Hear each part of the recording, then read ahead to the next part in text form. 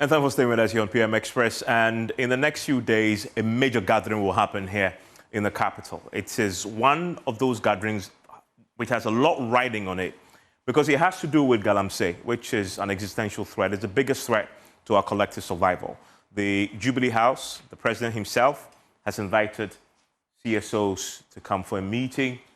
We are looking ahead to that engagement. There's a lot riding on it, as I said, and that is why we are pausing to have a conversation whether it will deliver results. And if it is to deliver results, what would it take for that to happen? And this is a conversation that you know is dear to our hearts here at Multimedia. I know it's dear to the heart of the president too. And he's been doing a few things about it. And this is one further step in that desire to really deal with illegal mining, which is Galamsey. And so let's collectively ponder over what can happen or what should happen in prospect when that meeting happens and what the expectations are from those who will be attending that meeting, civil society organizations. But going into this particular meeting, there are a few things that we know the CSOs have articulated ahead of this meeting, right? And this is going to happen on Friday, October 3rd. The purpose of the Presidential Roundtable on Galamsey, as far as the presidency is concerned and what was contained in the statement and invitation to the CSOs, is to have a frank and constructive dialogue on the subject of illegal mining. I like two things there. I like frank and I like constructive. Often when those in the space, the CSO space, who have been fighting on behalf of Ghanaians when it comes to illegal mining, those in the anti-Galamsey War, often when they are frank to politicians because they have the power to fix a problem, often they are attacked as opponents. They are branded. Some of them are victimized, right? So to have a president, to have a government say, yeah, come, and I want us to have a frank conversation, that is refreshing to hear. Indeed, they themselves are setting the tone for what we know will be frank. And I'll be very surprised if the CSOs go in there and they do not take advantage of this, because the invitation says, come, let's have a frank conversation. And I expect that to be frank, because there's some hard truths that I know the president knows already, but still needs to be told. And I'm pretty sure that that will happen. So it's really good and refreshing to see a government and the president saying, come and talk to me, and let's be frank about it. But it also says constructive. So yes, once it's frank, it can be frank, but you will be constructive. It both must go together. I mean, it's just not going there to yell at him and to tell him what the problem is and to show him. But whilst doing so, let's find a solution. Let's finish talking. By the time we are done being frank, we would have gotten to the heart of the problem and agreed on what we need to do. But that is also where the problem begins, because then you ask yourself, are you really saying we don't know what to do? Do we need a frank conversation to do that, right? That's another key question to ask. The second most important thing also in the statement says practical solutions to illegal mining. And the framing of this is important. So already the presidency is giving us a sense of what the expectation should be. In other words, they anticipate that there are some solutions that aren't practical. And that is important. That the presidency and the president himself is interested, not in any solution, but he's interested in practical solutions. So tonight we'll ask the question of the CSOs going there, what will they consider to be practical solutions? So in other words, the president said, don't come and just tell me solution. Tell me practical solutions and let's agree on what they are, okay? And so we're going to hear from the CSOs going into this meeting about that. So what are they taking into this meeting? What are the practical solutions for them? And what will they be tabling there? And then we'll make the disaggregation between what the solutions are and whether all of them are practical. You almost sense what is going to happen there. If it comes to the president and he doesn't believe it's practical, you may have a challenge. There'll be a tension there. So we need to fine-tune that before we go into the meeting. And I say we because I'm part of civil society. Media is. And on Galamsey, there's consensus on the matter. It's wrong. It has to end. The main issue is how do you do it? Okay? So there's no issue here. This is not a political matter. This is not partisan at all. And 59 organizations plus have been invited. So this is a big, big meeting, indeed. And this happened in the seat of government itself. So we know, going into this meeting, a few things we can expect from the coalition as far as the civil society guys are concerned. The positions are clear on some of the issues. Declared state of emergency, targeted state of emergency is the main issue of tension. So, but I'm expecting that they're going to go there with this. Repealing LI is so outstanding, and we've told you before that the president has had enough time, considering the supermajority they have, to have done something about this. I'm pretty sure they'll make the point to him again. And then prosecuting foreigners involved. I'm pretty sure the president will be surrounded by his key ministers, including the Interior Minister, who we know had been deporting those arrested. Civil society says prosecute them, don't send them away. You have the prosecute politically exposed persons involved. And to note this, and one of the things we said when we did that Galamsey editorial 2 weeks ago, we said this point here, point 4, the president scores significantly on that matter. We scored him. One of the good things he's done is here, right? And to see a politician take on his own, because we saw the Attorney General write to Iyoko to say, our national chairman, right, and a vice chair, investigate them because allegations that they're involved in illegal mining. That for me, that alone signals a man who is committed to doing something about this. We just need to follow up, and I'm pretty sure civil society will ask the question, what has happened since that a request from the Attorney General went to the Iyoko. So for me on this point, we said the last time that it's good. It's one of the good things that the president is doing on the subject. And then we have the other things, right? If you look at the government on illegal mining fight, right? So government also has a few things they will be telling the CSOs. One is that state of emergency is too early. That position hasn't changed. I'm pretty sure the CSOs won't like to hear that, but we can expect the government to say that. The president has said that. Maybe the president has changed his mind since he said this 3 weeks ago when he met the media. At the time, he said it is too early. He says he doesn't believe that the time is here. We have to exhaust, and he has reluctance. Maybe that has changed. So maybe tomorrow we hear something different, that we're going to have a state of emergency. I don't know.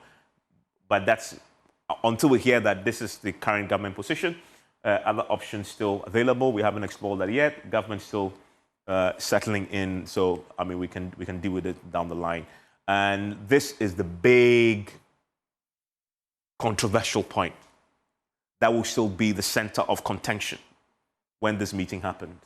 State of emergency. CSOs are not compromising on this. The government is not ready.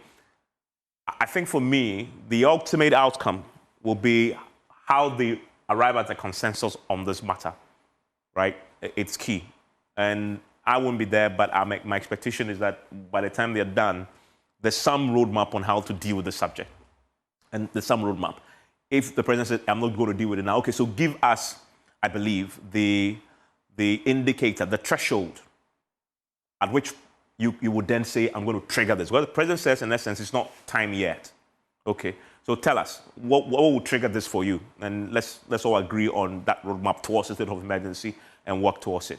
So I am looking forward to this. My guests will also weigh in when we sit for a conversation on the subject. And then Franklin Kujo and co, who are going to that meeting, have raised their own issues and asking the question, is this even necessary? Because we know what to do. So why are you calling us for a sitting? He's there who will expand on that subject for us. Because whilst we have all this conversation, as we disclosed 2 weeks ago when we did that editorial, the water body is still under siege. We are talking about stability levels of 94,800, at least at the Kwinyako headworks. So this clearly, it's gone beyond an existential threat. It is one that threatens our lives collectively. And if nothing happens, people are already dying, and more will die on that subject. And fight against illegal mining, the good is what we talked about the last time. We talked about the good, we talked about the bad, we talked about the ugly, right, over the last few weeks. And all of this will be assessed when the CSOs meet. So stay with us when we have this conversation ahead of that meeting. It's important to sort of tease out this. The president will be listening. Going into this meeting, what can we expect? And will they really deliver the results we expect? My guest joining me after this.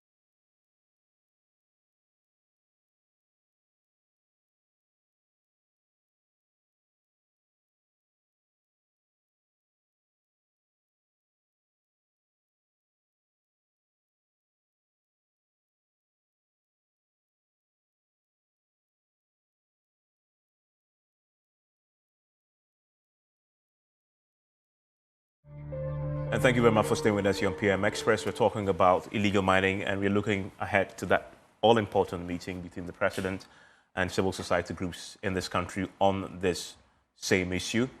And as you know, PM Express is always brought to you by Syntex Tank. It is strong, it is tough. Also brought to you by Academic Times and Pepsodent Cavity Fighter toothpaste. And if you're looking for a tank to store water tonight, you look for the tank with the tortoise on it, because that is the sign of quality and durability. It is Syntex Tank, it is strong, it is tough. Also tonight, you're looking also for the Academic Times newspaper and journal, because it is one that has been positioned to ensure that research that our academic institutions put together does not continue to gather dust on the shelves. And you need to look out for it when it is launched pretty soon.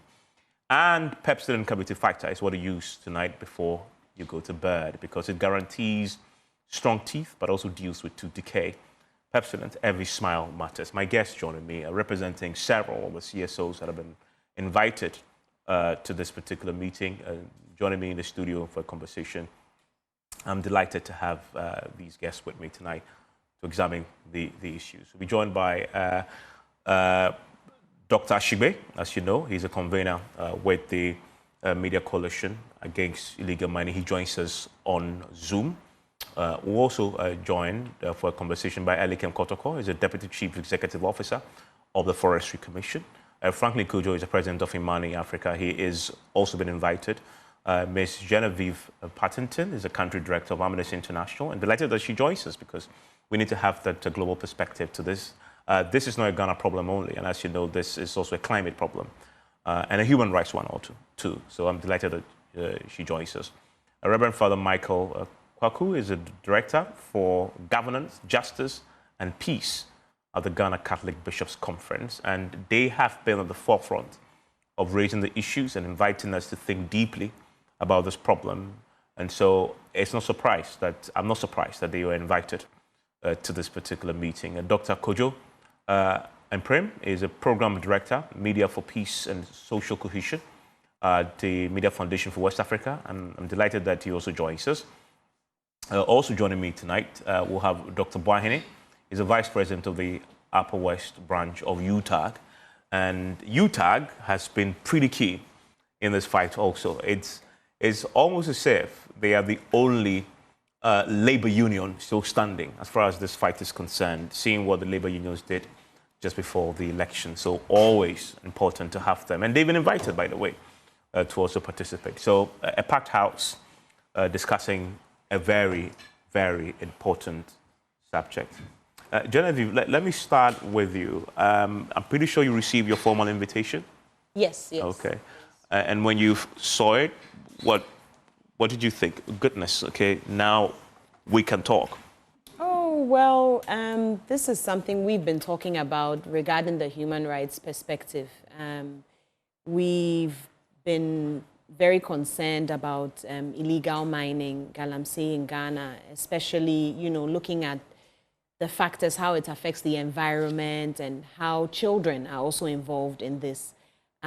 It's much larger than we think it is. There are deep-rooted issues in our society, and that's why Amnesty is very, passionate about the issue as well. I'll take you back to last year when they had the Stop Galamsey protest. Yeah. So we were heavily involved in that with Democracy Hub, and we have actually made appeals. We were making appeals to Ghana Police Service at the time when the 53 protesters were arrested and, just infringing on their rights because of this key issue happening in our country, which is very, very important. I mean, you've shown videos of polluted waters. I was in Takoradi myself a couple of months back, and the water was brown that was coming out from the tap. So, I mean, it's really a health issue that the government needs to focus on. Highlight the human rights angle to this for me. Yes, so just a few points. So we look at, Ghana is very famous for signing on treaties and ratifying them. So looking at the human rights perspective, we've definitely signed on to the International Covenant on economic, social, and cultural rights. So that we've been a party to that since 2000, for example. And that protects the right to health, food, livelihoods, and the environment. And our African Charter on Human Rights and People's Rights is also quite lengthy when it talks about rights to healthy environment. So we don't shy away from treaties. We even have our own domestic laws that protect the environment and ensure that government needs to provide the right to health. I think one key issue Amnesty and, of course, I personally am concerned about is the child labor issue in illegal mining. That's a huge human rights issue. We look at pollution of our water bodies.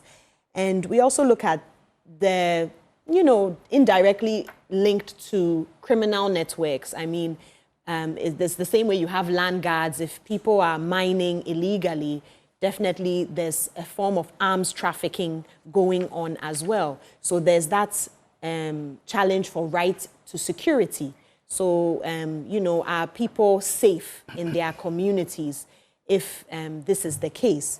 And then, we also look at the guidelines for responsive mineral supply chains. And Ghana has also endorsed that for responsible sourcing framework. So we look at the kind of material we're using for mining. So mercury, how we use it is currently not the best, especially if it's the small-scale miners use a lot of mercury.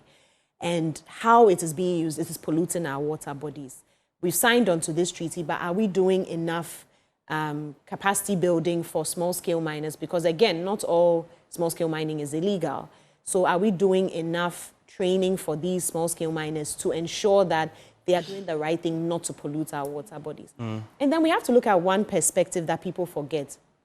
Why are people going into this business? Unemployment. Unemployment is very high when you go outside the urban areas. People want to make quick money. So you go to these areas and you see mostly youth being employed into these, Galamsey networks. And sometimes you see the foreign nationals coming in and employing the youth, offering you quick money, but, you are risking your life. Some pits have caved in. We've seen that happen.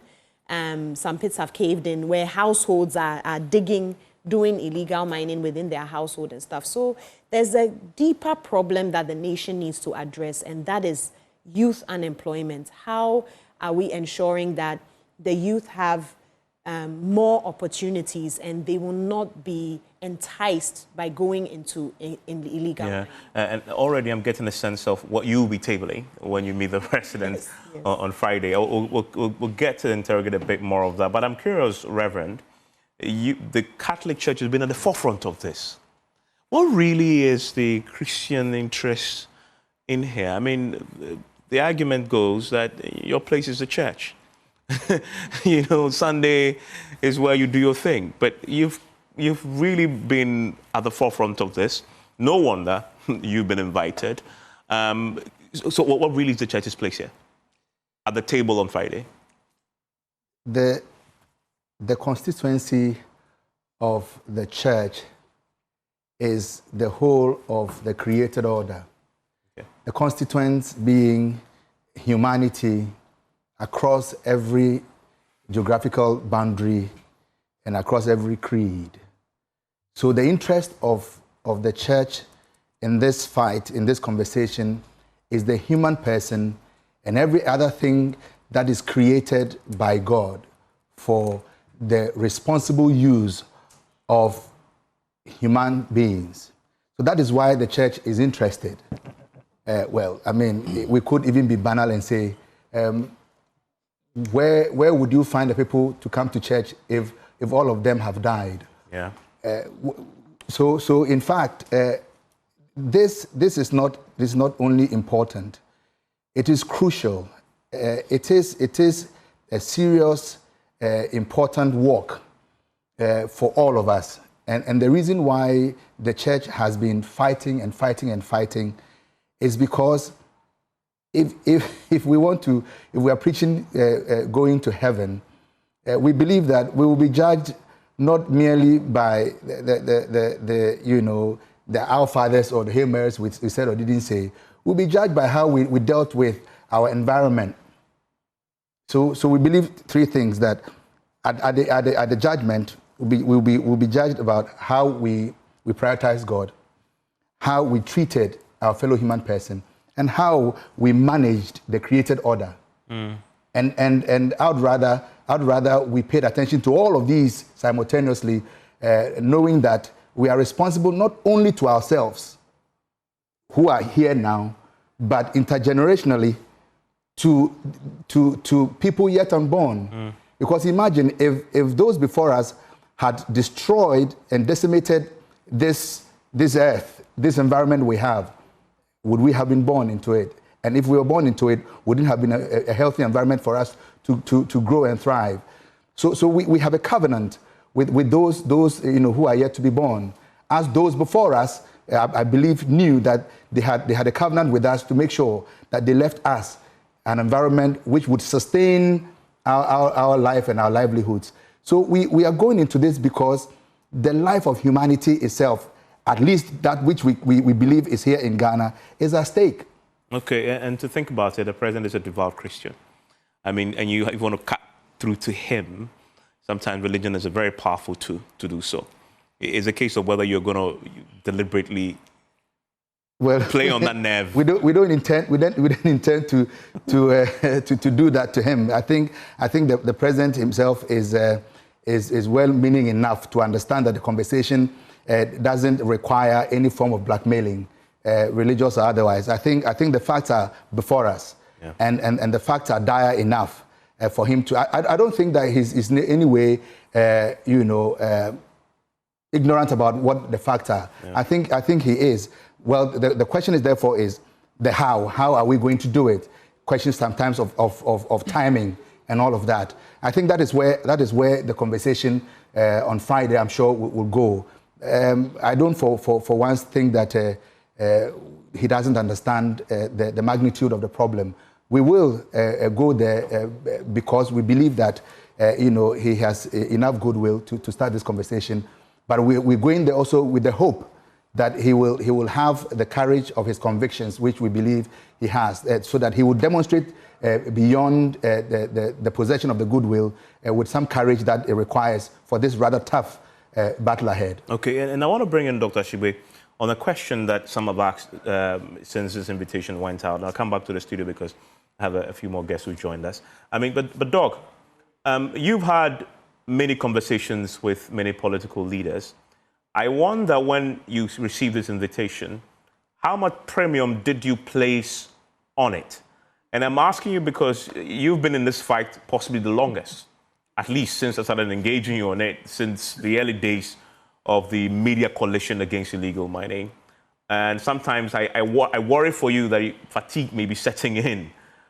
And so when you received this latest one, how did you react to it? Well, thank you very much, Evans, and good evening to you and your guest and the whole of Ghana watching us. I wish I had the luxury of giving up. If you see the report that you multimedia you're churning out, and you see some of the reports that the EPA has done with some partners, and which is telling us that it's not only the turbidity that is exceeded 98,000 MTUs. Yeah. Yes. But also the fact that what we all feared is what is happening, that we have been ingesting a lot of these pollutants. And so we cannot, give up. We need to fight. We're people who are dying, we're people who are being poisoned, we're people who are being killed. And so the best we can do is to clutch at any straw that we have to be able to go up. And unfortunately, the environmental criminals who are involved in this would want us to give up. But the bad news for them is that we are not going to give up, and we are going to continue fighting till we are able to claim back. So you placed a lot of premium on that invitation when you received it? Well, we have been waiting for this invitation. Okay. Because the coalition had written to His Excellency the President, and he had directed that we meet with the Minister for Lands in the first instance, and he was going to meet us. And we know that the minister had reported back to him. So we're expecting that. The only surprise we got was the fact that over 50 or so people have been invited, and so it's going to really be a very large gathering. And so again, the agenda has not been, and the format of the meeting has not been clearly spelled out. But we will take advantage of every opportunity that is giving us to resolve this. But Evans, we are not going into this meeting to go and articulate the problems. We know very clearly what the problems are, and we know His Excellency knows what the problems are.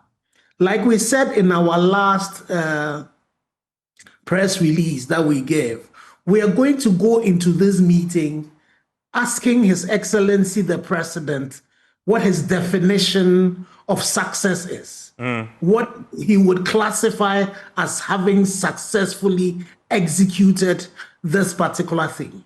And within that, we will be asking him what the milestones within that journey is going to be. We're going to be asking him what also the timelines, specific timelines, so far as resolving this problem is concerned. We are not fixated, about, we know that we need a state of emergency to be able to resolve the issues, some of the issues that are in there. But for us, it is about what his definition of what success is. What again would be that last resort for him? He needs to articulate that clearly for us to know what that resort would be for him to be able to introduce that. But we are going to be going in there to get solutions with timelines, milestones that have been put to it, and most importantly, what his definition of success is, so that we leave that meeting with that clear mindset that His Excellency has articulated what he's going to do. And as a people that the Constitution says that sovereignty relies, from people from which he took the mandate from, then we would be able to provide the monitoring and evaluation to find out actually that we're going to go there. So you will find out that when we get into that meeting, the coalition of coalitions to which we all belong to, we are going to be very, very clear and absolute in asking for solutions from His Excellency on what it is that is going to be done, which are specific. We're not going to be taking answers like what happened at the media engagement, where when His Excellency is asked about what he's doing about the AG's call for Iyoko to do some work, and we're just giving some vague answers. No, we need timelines, we need milestones, we need a clear definition of what success is going to be, because Evans, we're dying people. Yeah, and I'll come back and ask all of you, once you've laid out what your expectations are, you must also have a fair idea what you expect. If it gives an answer, it must satisfy you, but based on your own understanding of what success should look like. And whether or not everybody going in there collectively is agreed on what must happen. Because sometimes in such a large group, it doesn't tend to yield the result because everybody else has their position on the matter. And then, so it's about, is this coordinated? Because you have a few days to go, we know the identity of the groups. Should all of you now sit in the room and say, Lord, let's go with one blueprint and let's see if we can get a president to commit to it. I'll ask your thoughts on this. But let me come to Media Foundation for West Africa. Kojo, so I know you do a lot of work in media defense and human rights as well. So when you were invited, I was wondering. I mean, Media Foundation for West Africa. This is not your forte.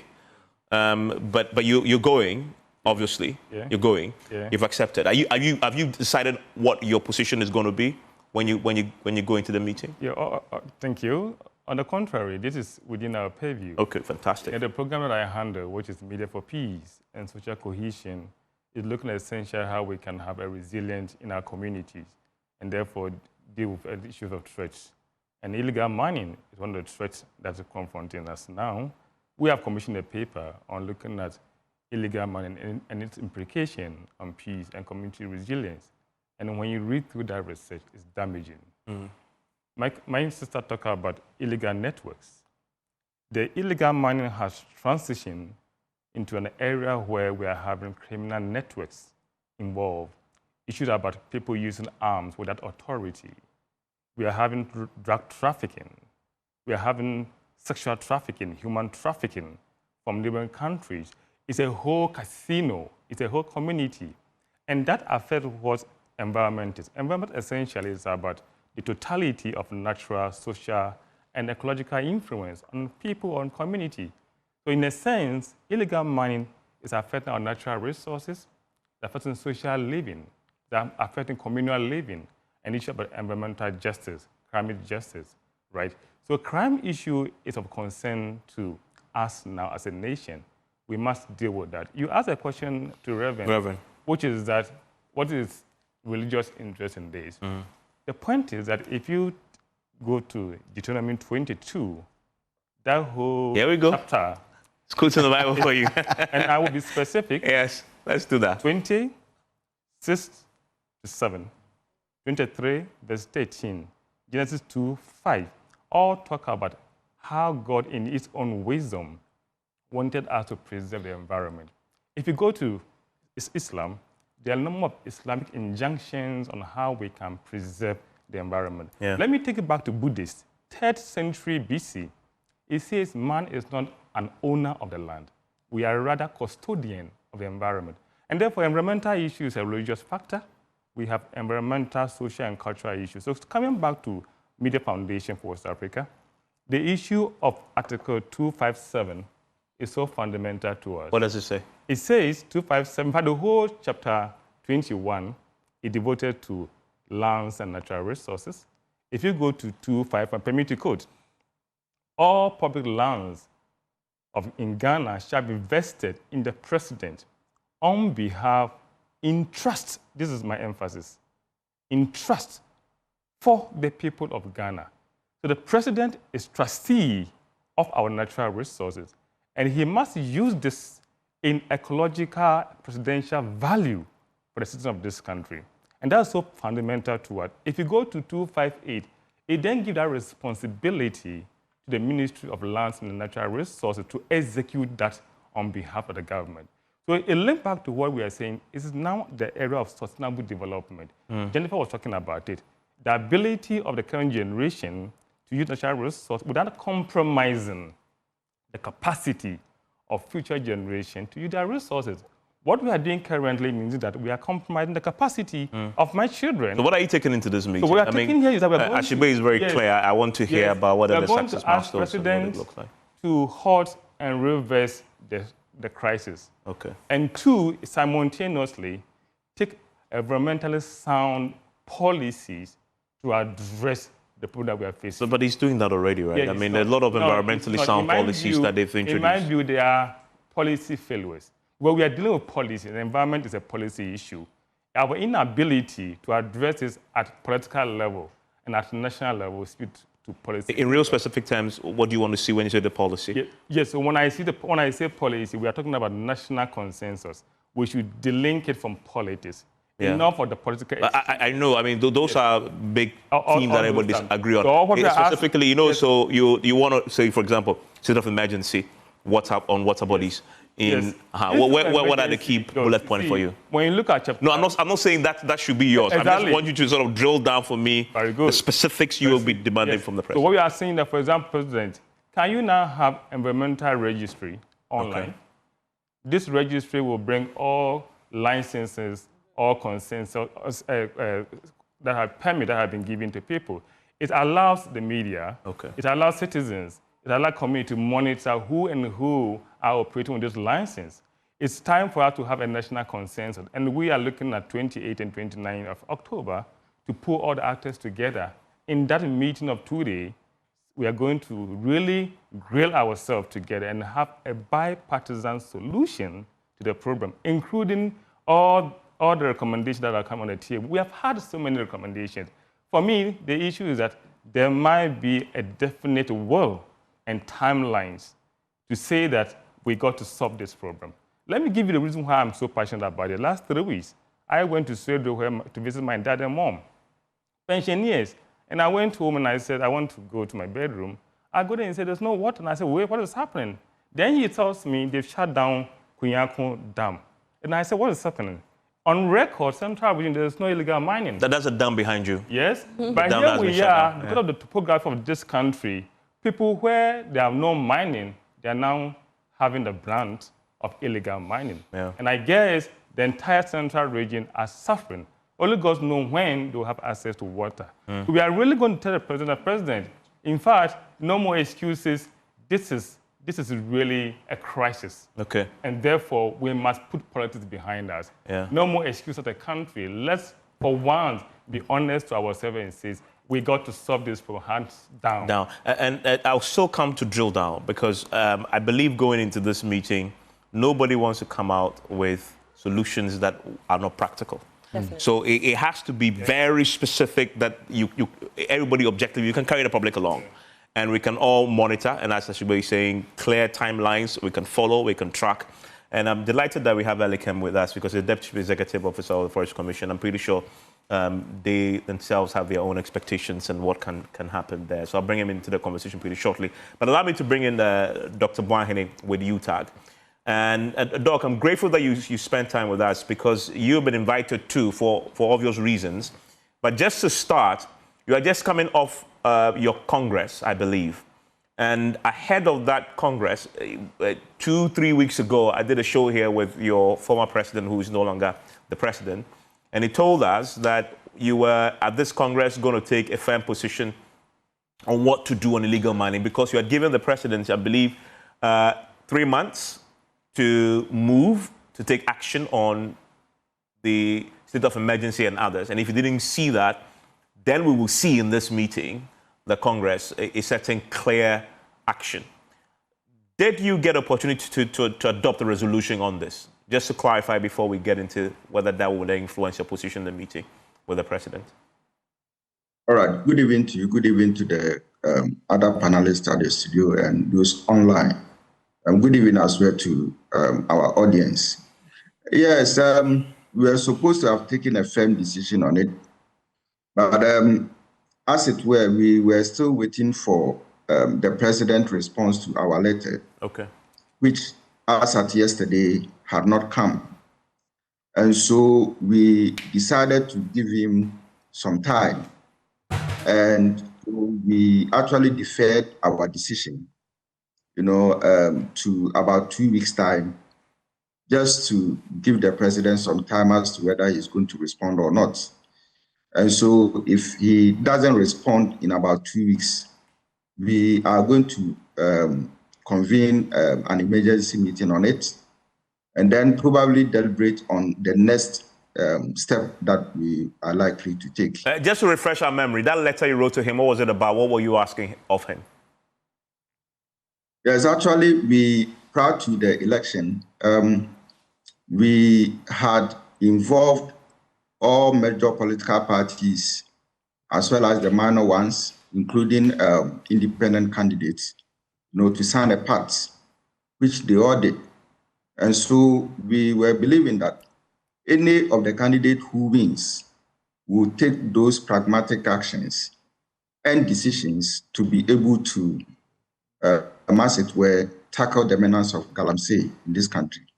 So the letter was just a reminder to him that we had a part with him and that we wanted him to take a second look at it and then, as it were, take steps to implement, all agreements in the pact.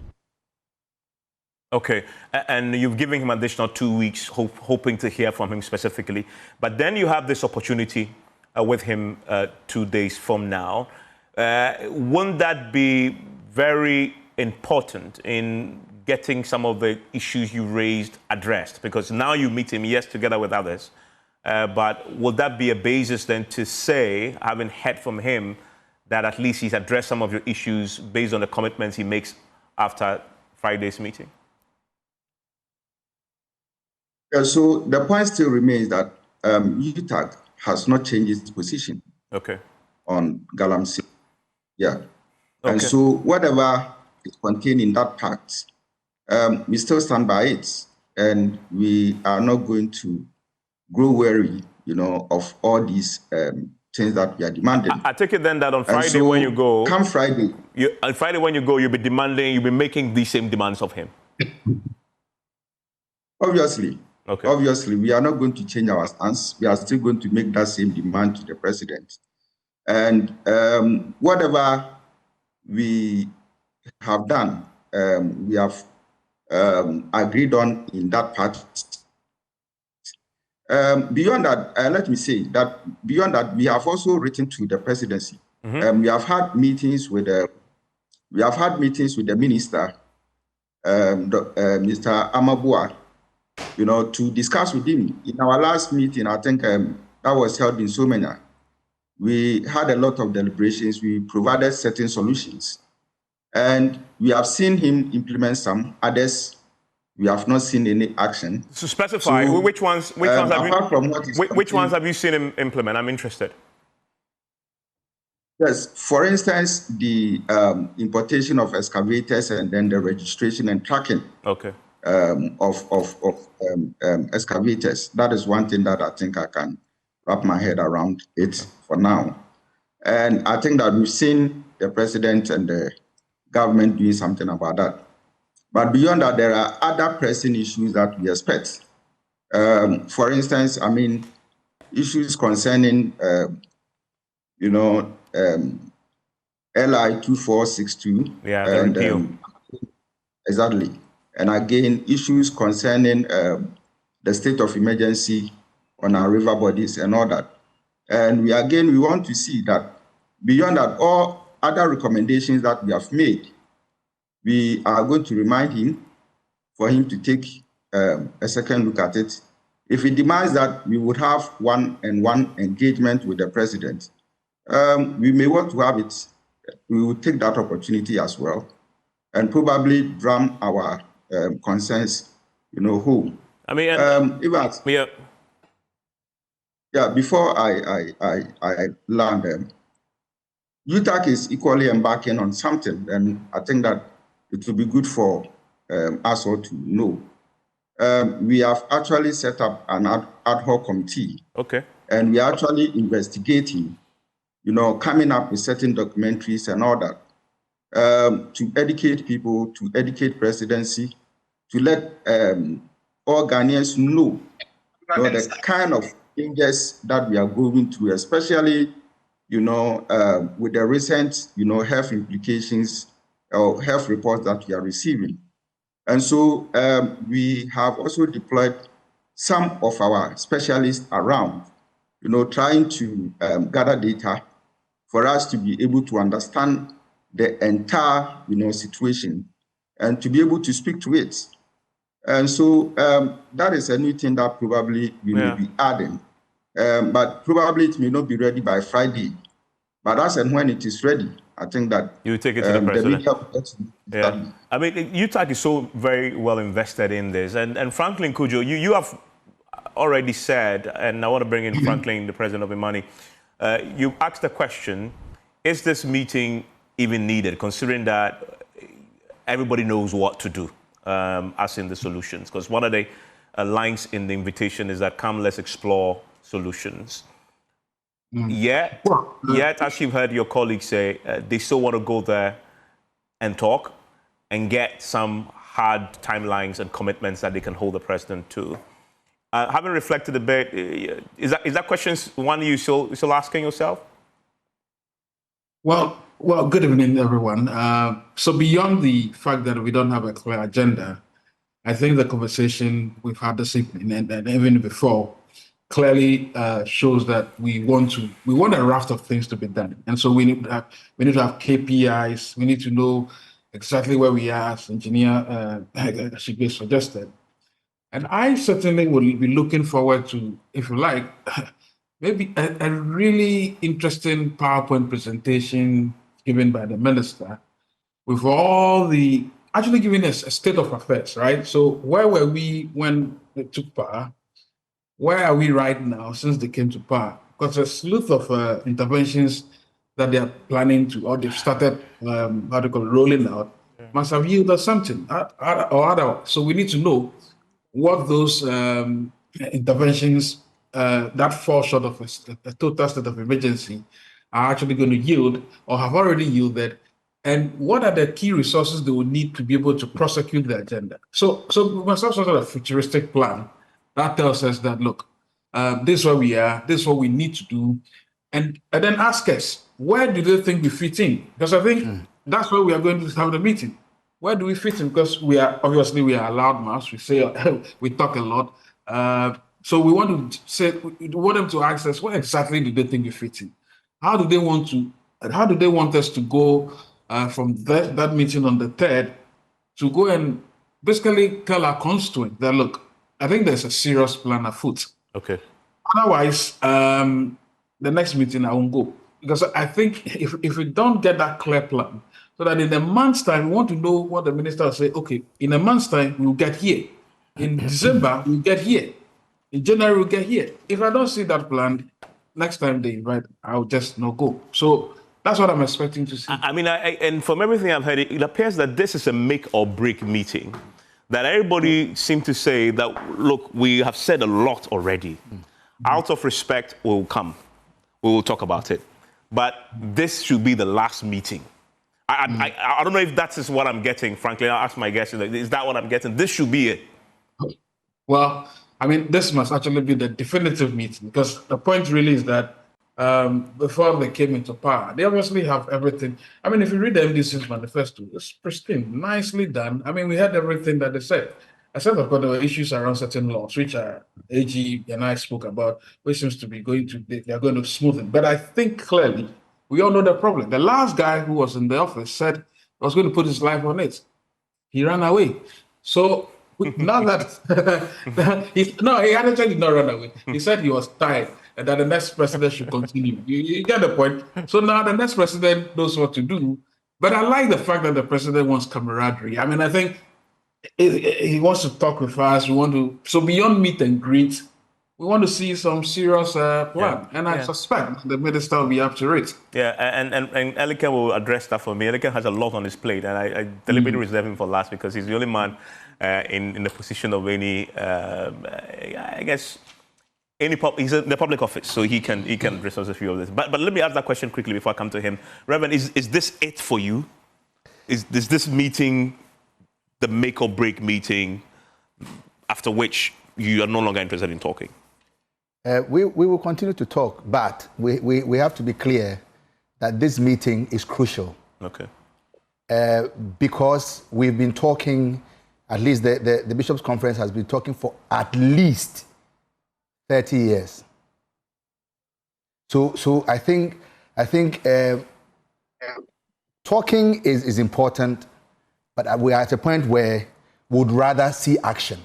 Okay. And if any talking has to happen after the action, we will take it. But we prefer that after this conversation, as my other colleagues have said, various pragmatic actions are taken, timelines given to be monitored, to be evaluated, to see concrete results. What results specifically is the Catholic Church looking for here? What action? I mean, if we were to be even banal, we would say the total stop of everything. Okay. But we are reasonable enough to understand that it's a process. That is why, for instance, we say let us have the targeted state of emergency. We're not saying a blanket state of emergency. Targeted in the worst affected areas. Let us do that, especially around our water bodies and our forests. Yeah. That I don't think is too much to ask. Okay. If we're having problems with the alternative livelihoods with the for those who are involved, well, let us talk together and see what we can do, as it were, to find alternative livelihoods for these young men and women away from mining. Exactly. What governments have tended to do, both NDC and is to say, the previous government said community mining. So it was still in the mining sector. But then, as we saw, it then became an excuse to still do some form of illegal mining. So you've answered the question then. You're very kind. I mean, just because of the evidence. Exactly. So when you say alternative mining, yes, create some alternative, but is it still within the mining sector? Or? If it's going to be mining, we want to see that the alternatives given are so airtight that we are not going to have, a repetition of what has happened. Okay.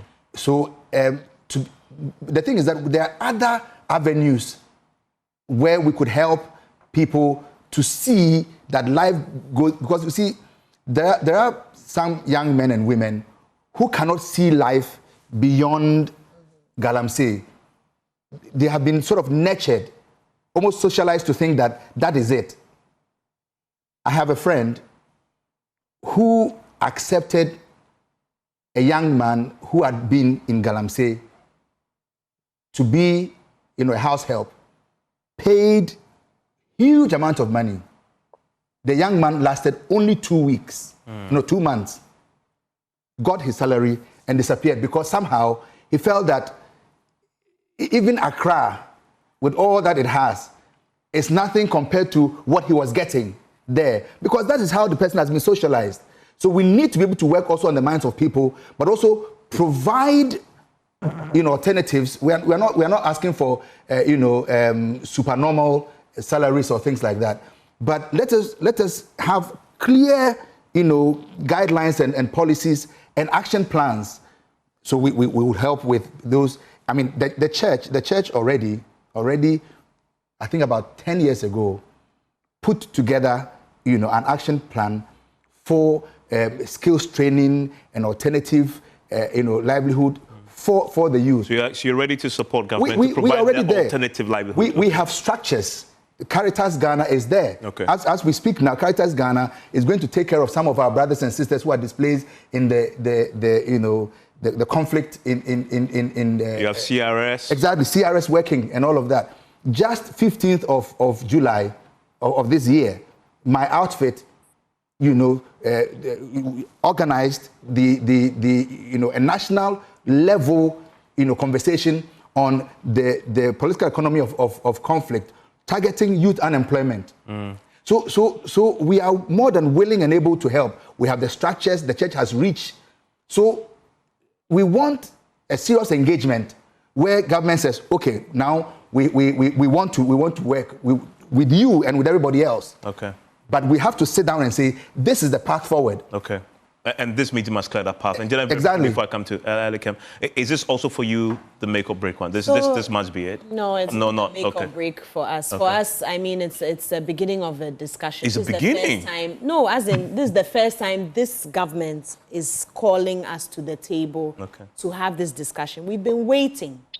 We've been waiting for it. So it's an opportunity. I don't, like I share what Kojo said, I'm not coming there to hear the challenges. We know the challenges. We want solutions and practical ones. But of course, being a human rights activist, we want solutions that ensure that the human rights of persons are respected within that. So there are two things. The state of emergency should be time-bound and specific. Okay. So we're not asking for that, widespread state of emergency, but specifically on the water body. So that's one thing we're interested in. But also support for small-scale miners. Okay. I know that has been ongoing some way, somehow, but it's not enough.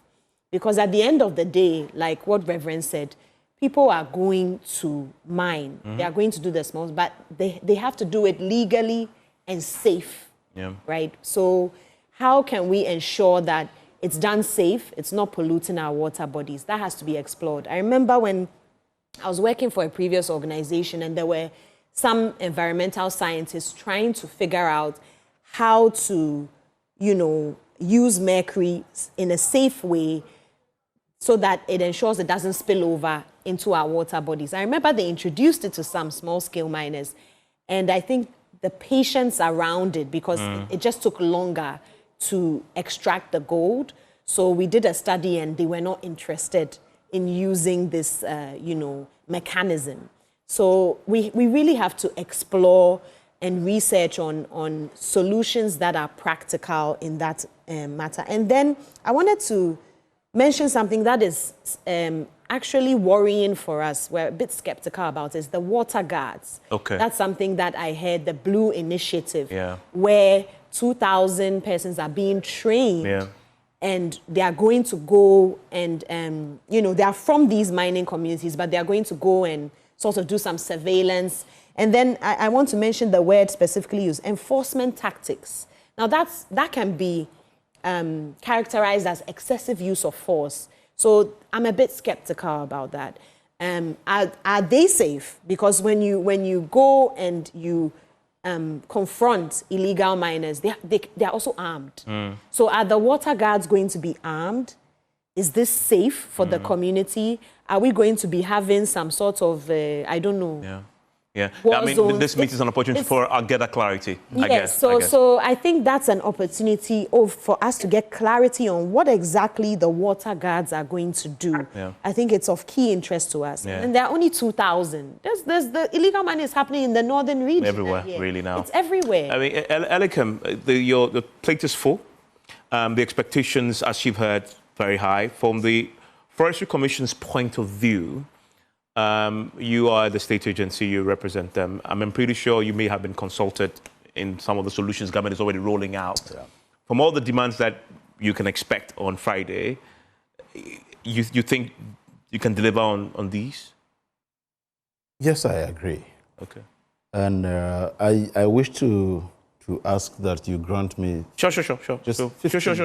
No, 50 is too long. Well, that's how much you have. That's how much you have allowed. Yeah, I don't know. No, but you don't worry, articulate. But in order to play the devil's advocate, permit me, if I can ask just the three of them. No, please. To help me understand what they mean by the need to declare state of emergency. I just wish if I could get a minute of them just helping me to understand what exactly they mean when they say the president should still go ahead and declare state of emergency. Okay. Look, you're not the host. No, I'm not. I mean, you are almost trying to answer that question, you know. Yeah, so I was actually going to ask Dr. Ashigbe to do so. Allow him briefly because it's important. Maybe he wants to say something to that. Yes, Doc. The reason I asked is because I didn't hear him say. I know he also stood the grounds on that. I heard them say same. But I got a bit confused when they said they want a state of emergency and not the declaration of forest reserves and water bodies as security zones. So okay, let Dr. Ashigbe. I think he's asking for that clarity because we had the security zones and then there's a state of emergency. You want clarity on that? Doc. But again, I think it's important that you see, Elikem, please, those rules of holding on to states of emergency, forgetting that the Constitution in Article 31 is very clear about what a state of emergency is. Again, the Emergency Powers Act is very clear. And so when they tell you that we're asking for limited, because in the Constitution, it talks about declaration of state of emergency in parts. And so the state of emergency gives you the ability to be able to do other things. Good. But again, that's my worry about this meeting, that it's as if we're just going there to, the CSOs are all not just saying that declare state of emergency. Exactly. The state of emergency is one of the things that would allow you, for example, the issues of confiscation of land, the issues about making sure that the 1,000 people that you have arrested that you've not been able to prosecute, you can do the fast track court. The issues of excavators that you confiscate, that you have to go through the court to be able to do a forfeiture, you would be able to do that. But again, I'm happy that the lawyer stated it very clearly. We are very clear in our minds that when we talk about the state of emergency, it has to be specific, it has to be time-bound. And again, we have a president who is not trigger happy to just bring a state of emergency and then trample on the rights of people. Okay. Yeah, okay. Our Constitution is very clear about how to preserve even our human rights within a state of emergency. Okay. So it's limited. But please ask Elikem to tell us what the declaration of that security zones. What it actually is, and what laws are we premising on, and what are the timelines, and what are the boundaries around that is going on. So that's a question back to you now. Good, perfect. Because that is something that they... Okay, brief. Sorry, I'll come back. Don't worry. Don't worry. Yes, please. Yes. If probably I may help Please, with please. Alikem still has a lot on his plate. Yeah. Don't worry. He asked the question. No worries at all. Please proceed. Yes, and I'll come to him. So I will start by saying that, security zone cannot be a replacement, for state of emergency. No. Because the two are different. Yeah. Okay, in terms of operationalization and act and all that. Good. Now, a state of emergency is a government declaration, okay, using broad and excessive powers to, as it were, deal with widespread crisis. So the word crisis underlined. It could be different. It could take different forms. In the case of Galamsey, the crisis that we are having, is so deep and so widespread. So that is it. Okay. But when we talk about when we talk about security zone is just to give a protection to probably a certain resource within a certain defined area. Okay. So the two are the same. Yes, Alikem now. Yes. Alikem. Good. I thank you all for that. And first and foremost, let me commend the media for the efforts in combating these, because you play a critical role. And then the CSOs as well, who have been very consistent with their positions on all of this. It is because we all are Ghanaians, and there's only one Ghana we all have. Permit me to run you through a few things that has been done and why the president said in his wisdom that he doesn't believe that at this point in time there's a need for the declaration of state of emergency. First and foremost, the very moment he took office, he didn't only combine his goodwill, which he got from the people with his emphatic victory, with the political will. He made sure that he combined that to make sure he made a statement to declare that there will not be the issuance of any new licenses. This is in the first step to make sure that we are able to assess what the current extent of damage is. So to read you through that, for instance, about 1,278 licenses were being reviewed. 316 only were considered to be clean. 55 were revoked instantly. Then 962 had issues. And so over 907 out of that 962 are likely to also be revoked as we speak. 975, right? Out of 962. 975 potential illegal miners. Yes, 907. Now, having gotten that, it gives you a clearer idea of what we are looking at. That alone does not even mean that is the entirety of those engaged in this environmental criminality. The president went a step further after saying that there is not going to be the issuance of any new licenses to fight for the reclamation through the ministry of the 9 red zones. At the time, many of us were even calling for the declaration of the state of emergency. It was because even at the time when the previous regime said it had banned or was no longer issuing, had banned mining, that was when they were rather issuing more licenses, number one. That was also when actually our production had gone highest. And so one then begins to ask the question, how come there was a ban, yet our export had gone highest?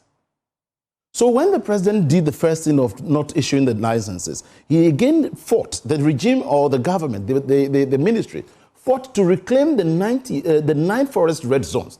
Don't forget, about 44 of our forests out of the 288 that have been gazetted were breached. 28 were breached more than the others, but 9 were critical, and those 9 were the red zones. And so if 9 of your forest zones were in the hands of criminals, definitely one will require that number could keep increasing, because it was more like United Nations or ECOWAS minefields where people from neighboring countries, etc., were all embarking on what they were doing. We didn't see that political will in the past because the previous regime mentioned that he was prepared to put his presidency on the line. But preparation to put the presidency on the line is different from putting the presidency on the line. And therefore, it got to a point where everybody realized that it was mere semantics, and people from within the regime were involved in all of that. Others also feel that this will cost an election to many, and therefore they had to treat it with velvet gloves. I do not, and we do not believe that anyways.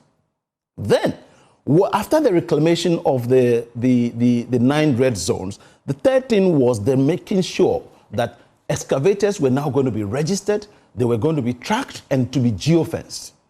This is to make sure that nobody just brings in excavators and then take them out there and begin to do what they have to do. Then also was the famous issue of the LI 2462. One of the other topical issues why we were all calling for the state of emergency, because it allowed people the right to just move into our forest reserves and begin to degrade in the name of what? Looking for resources.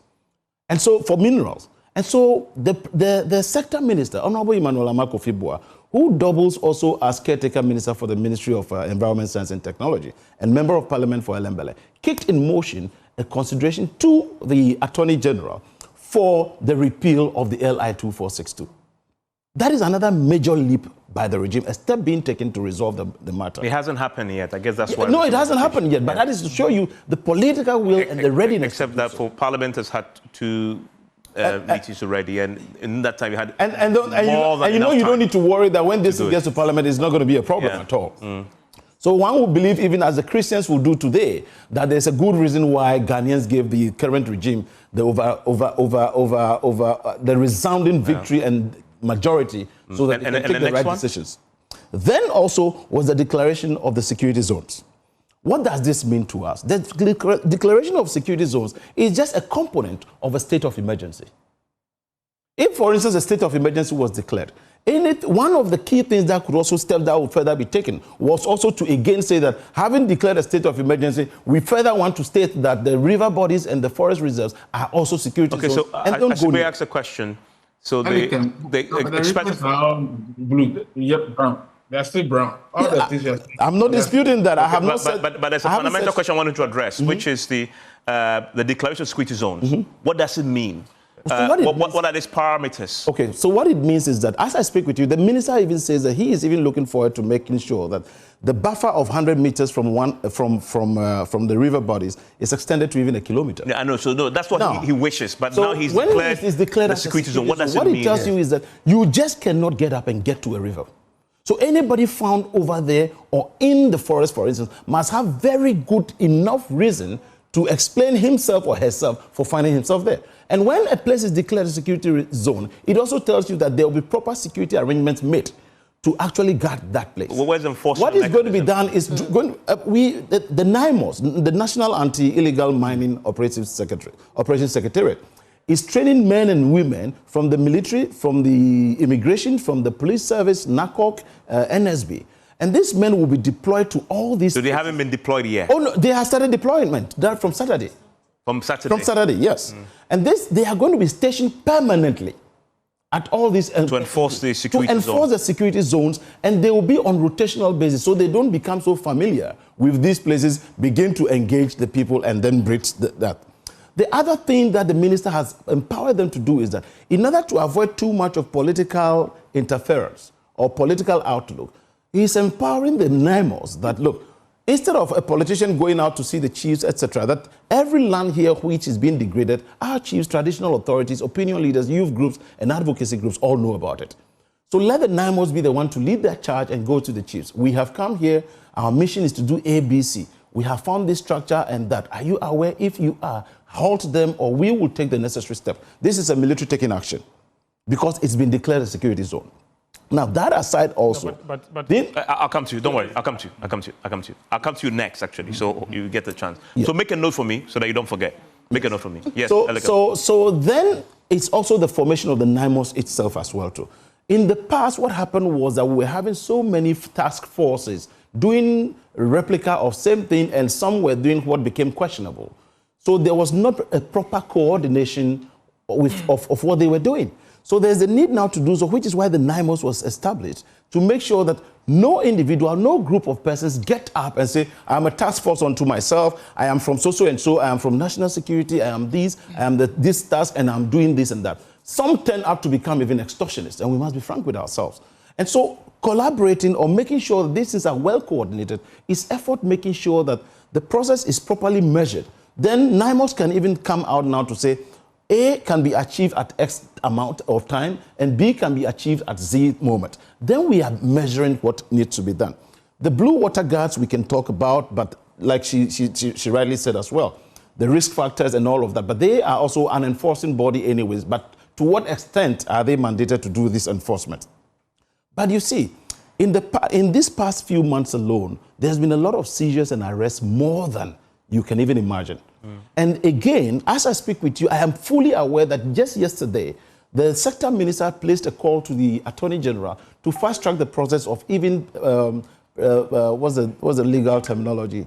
Preparing dockets for the 9 gang who were arrested just recently in the Anyafotu area.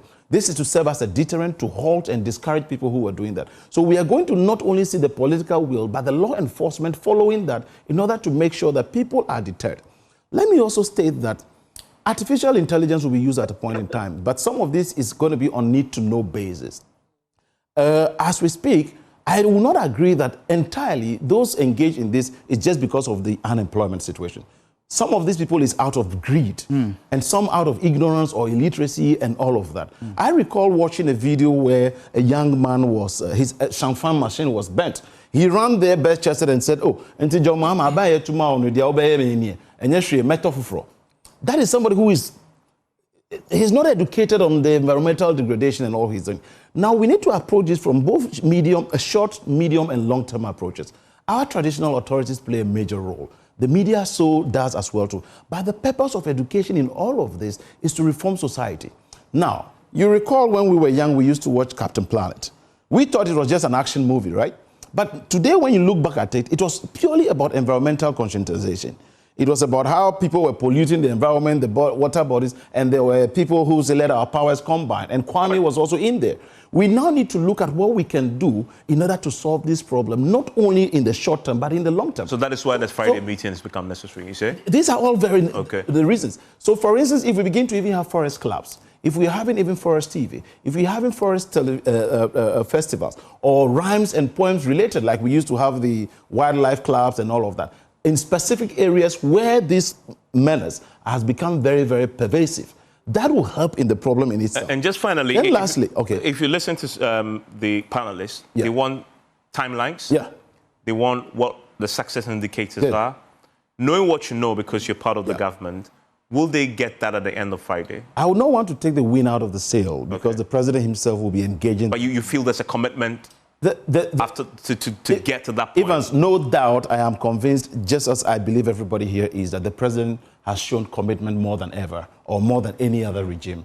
And so everybody is eager to want to know what next, why you said A and not B, and what you intend to do. And lastly, let me tell you, for instance, in our neighboring countries, most of all of their forest officers are largely military. Because even the forests and the water bodies are supposed to be considered matters of national security. They are. Like there's the saying that when the last tree dies, they are. last man dies. I mean, and when you cannot live on water, then you are equally not alive anymore. And so if I wake up even tomorrow or on Friday and hear the president say that I'm sacking all the men who are civilians, everybody at the Forestry Commission, and I'm replacing all of them with the military, I'll be the number one to even still say, well, I'm losing a job though, but it's still for a good cause. The reason I'm saying this is because these are major challenges that need to be tackled head on. But that's why I'm saying we need. Do you want the Forestry Commission? Oh, I know you have your arm now, but you want them to be.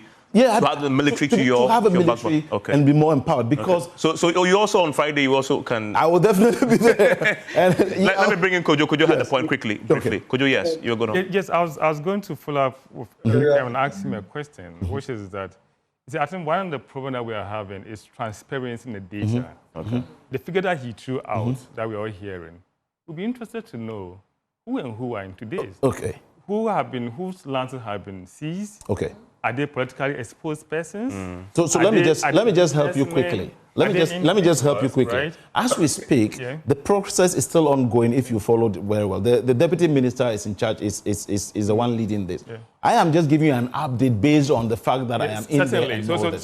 So when everything is all said and done, this will be published. I cannot even tell you if maybe tomorrow that will be done, but I'm telling you that this will be done. The point I'm making is that we need transparency. So when we even, for instance, have the Forest TV and all of that, it can dovetail into what the media is doing. All those are political, No. So you're calling for greater transparency? Yes, so I'm calling for greater transparency in the data. You know, all the data that he just put out are very fine figures, but let's have a data that shows that it is politically exposed person or their businessmen or their party boys or party girls who are into this. They are volunteers who are into this. And one interesting thing. The second thing that he mentioned was deployment of military into that.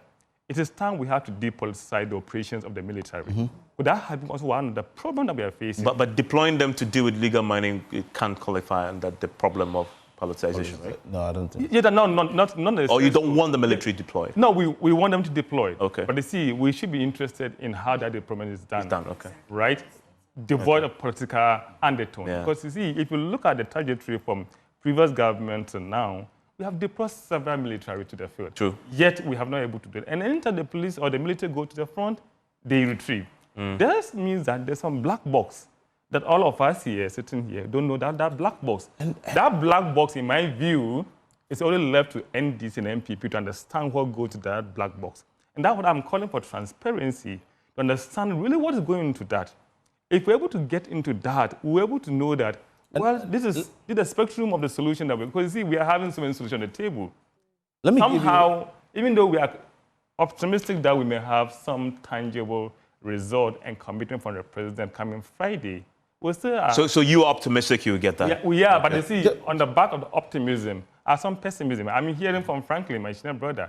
He's almost giving up. Yeah, in but, a sense. Because you see, we have had several attempts. Our solutions here today or tonight is not the magic box. No. There's already a solution on the table of the president.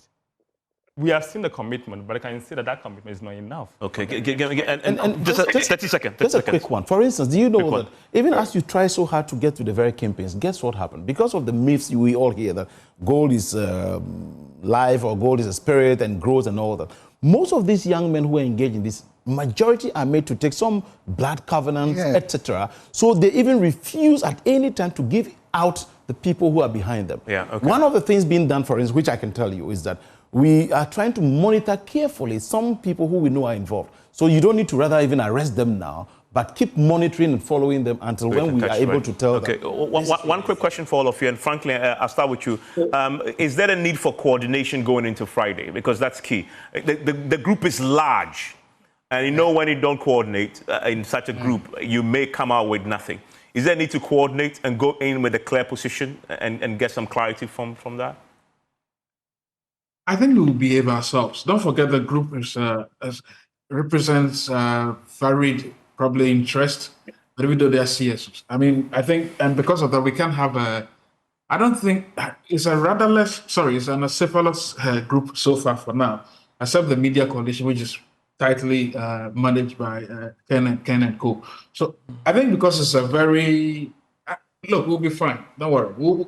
There's a consensus already around this conversation that, look, we are going to ask for KPIs and we want to know what the next big thing is and how to get this thing solved.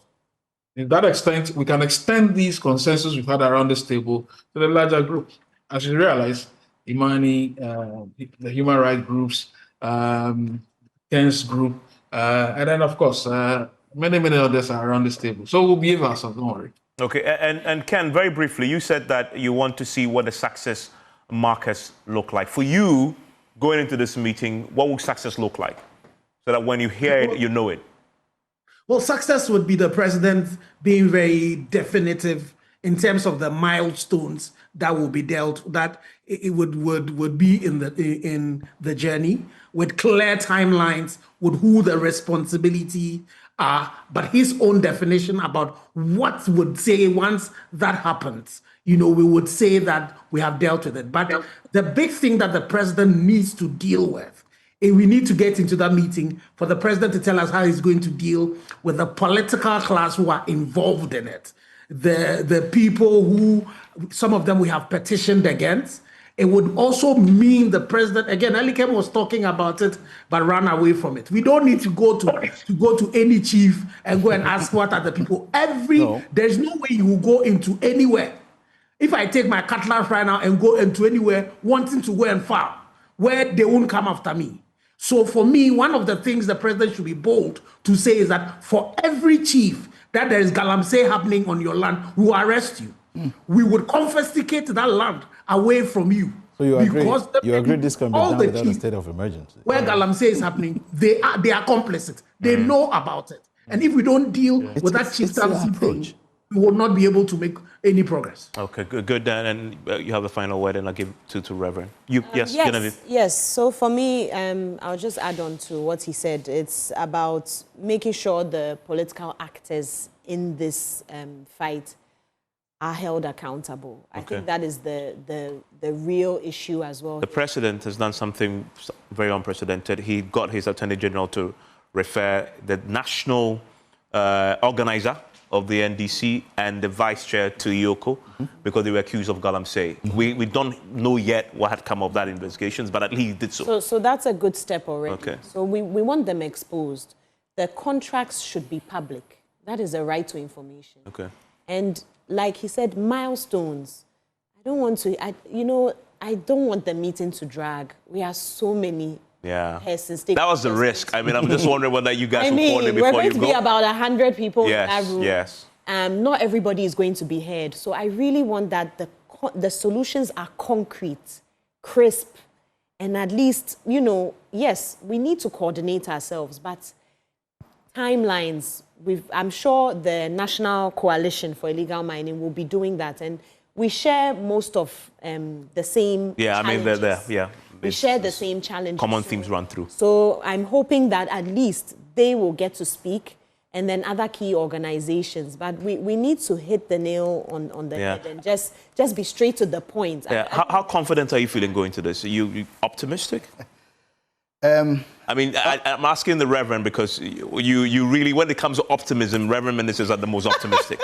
So you give me your sense. Where are you in terms of your level of optimism going to this? I say we go into it with hope. I think that's a bit more theological. Yeah. Okay. See, for me, this is the thing.